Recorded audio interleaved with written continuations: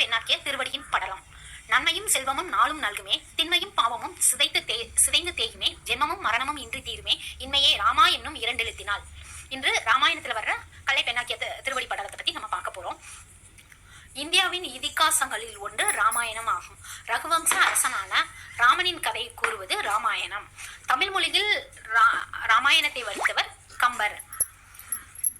கம்பர் காவியத்துக்கே அவர் எழுத்தாலும் சொற்களே தனி சிறப்பை தருகின்றன. கம்பராமாயணத்தில் 6 காண்டங்களும் 116 படலங்களும் 10,500 பாடல்களும் கொண்டுள்ளன. பாலக்காண்டம், அயோத்தி காண்டம், ஆரண்ய காண்டம், கிஷ்கிந்தா காண்டம், சுந்தர காண்டம், யுத்த காண்டம் என 6 காண்டங்கள் உள்ளது. காண்டம் என்பது பெரும் பிரிவையும் படலம் என்பது சிறு பிரிவையும் குறிக்கும். இன்றைக்கான தலைப்பு பாலகாண்டத்தில் வருகிறது. அதை பற்றி இப்ப பார்ப்போம். பிரம்மனால் படைக்கப்பட்ட பேரழகி தான் அகலிகை. அகலிகை என்பதற்கு அழகில் சிறு குறை கூட இல்லாதவள் என்பதாகும். பிரம்மர் அகலிகையை படைத்து கௌதம முனிவரிடம் வளர்க்க சொல்றாங்க. கௌதம முனிவர் நல்லபடியா வளர்த்து திருமண வயது வந்தோன்னா பிரம்மனிடமே போய் ஒப்படைக்கிறாங்க. ஒரு திருமண வயது வந்தோன்னா பிரம்மன் சுயமரம் நடத்துறாரு. அப்ப இவளோட அழகை பார்த்து இந்திரனும் பெண் கேட்டு வருகிறாரு. தன்னை வளர்த்த கௌதம முனிவரும் வர்றாங்க. அப்ப அவர் ஒரு சின்ன போட்டி வைக்கிறார். யோகத்தன்மையினால நிறைய நேரம் மூச்சடைக்கி தண்ணிக்குள்ள நிறைய நேரம் இருந்துடுறாரு. அதனால அவர் ஜெயிச்சிடறாரு. பட் இந்திரன் இது இல்லை, இன்னொரு போட்டி வைங்க அப்படின்னு சொல்றாரு. அப்ப இன்னொரு போட்டி வைக்கிறாரு. அதாவது இருமுகம் உலகை 3 முறை யார் சுற்றி வராங்களோ அவங்களுக்கு தான் அகலிகை அப்படின்னு சொல்லிட்டு பிரம்மா சொல்லிடுறாரு. இந்திரன் உடனே தன்னோட வாகனத்துல உலகை சுற்றி வர புறப்பட்டுறாரு. கௌதம முனிவர் என்ன பண்றது, உலகை எவ்வளவு சீக்கிரத்துல எப்படி சுத்தி வர்றதுன்னு சொல்லிட்டு யோசனை பண்ணிட்டு இருக்கப்ப நாரதர் அந்த சைடு வர்றாரு.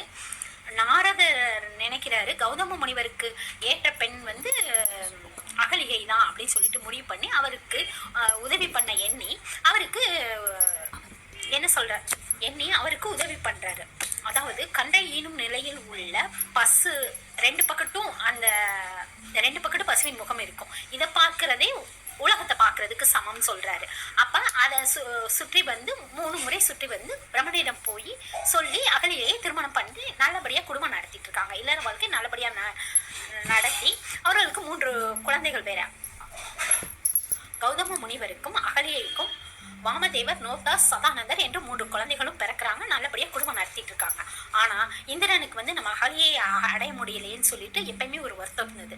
இந்திரன் அகலியை எப்படியாவது வஞ்சாமா நம்ம அடைஞ்சணும் அப்படின்னு சொல்லிட்டு முடிவு பண்ணி ஒரு நாள் கௌதம முனிவர் ஆட்டங்கரைக்கு குளிக்க செல்லும் போது இவர் கௌதம முனிவரோட உடல் அமைப்புல அகலிகளோட சேர்ந்து புணர்றாங்க.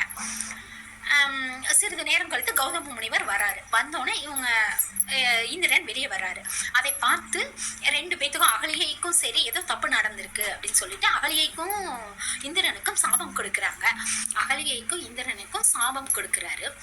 இந்திரனுக்கு வேற விதமான தண்டனை கொடுக்குறாரு. அகலிகைக்கு நீ காற்றை சுவாசிக்கும் கல்லாய் மாறணும். அவ ரொம்ப கெஞ்சி கேட்கிறா, என்னோட சாபத்தை குறைங்க. எனக்கு 2 பேரும் ஒரே உருவத்துல இருந்ததுனால, எனக்கு உங்கள் உருவத்திலேயே இருந்ததுனால எனக்கு தெரியல அப்படின்னு சொல்லிட்டு ரொம்ப கெஞ்சி கேட்கிறாங்க. அப்ப அவரு கௌதம முனிவர் தன் மனைவி மேல இறக்கப்பட்டு, நீ ராமனோட பாதம் பட்டு நீ சாம விமோச்சனம் பெற்று மறுபடியும் பெண்ணாய் மாறுவாய் அப்படின்னு சொல்லிட்டு சொல்றாரு. ஒரு முறை விஸ்வாமித்திரருடன் ராமனும் லட்சுமணனும் மிதிலை நோக்கி சென்று கொண்டிருக்கணும். அப்ப ஒரு பாலடைந்த குடில் இருக்கு. அந்த குடிலுக்கு வெளியில இந்த கல் இருக்கு. இந்த கல் அதாவது அதுல துளசி வளர்ந்துருக்கு. ராமர் வியப்புடன் கேட்கிறாரு, எப்படி இந்த பாலடைந்த இதுல வறண்ட இதுல கல்லுல துளசி முளைச்சிருக்கு அப்படின்னு சொல்லிட்டு விஸ்வாமித்திரரை கேட்கிறப்ப விஸ்வாமித்திரர் இந்த அகலிகளோட கதையை சொல்லி, உன்னோட பாதம் பட்டு தான் இவ பெண்ணாக மாறப்போறா. ஒரு பாடல் கம்பர் நல்லா எழுதியிருப்பாரு. கண்ட கல்மிசை காக்குந்தன் கள்ளல் துகள் கதுவ உண்ட பேதமை மயக்கர வேறுபட்டு உருவம் கொண்டு மெய் உணர்பவன் கல் கூடியது ஒப்ப பண்டை வண்ணமா நின்றனன் மாமுனி படைப்பான். அதாவது ராமனின் திருவடி பாதம் பட்டு அகலிகை பழைய நிலைமைக்கு மாறுறதுதான் இந்த பாட்டோட பொருளுது. விஷ்ணுவின் தசாவதாரத்தில் 2வது அவதாரமான கூர்ம அவதாரத்துல அகலிகை இந்த தண்டனைக்குள்ளாகிறாங்க.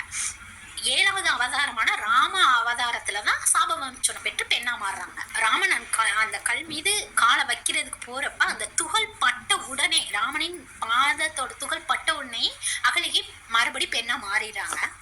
அதுதான் இந்த படலத்தோட முக்கிய சிறப்பு. ராமனின் திருவடி படலம், கல்லை பெண்ணாக்கி திருவடி படலம்.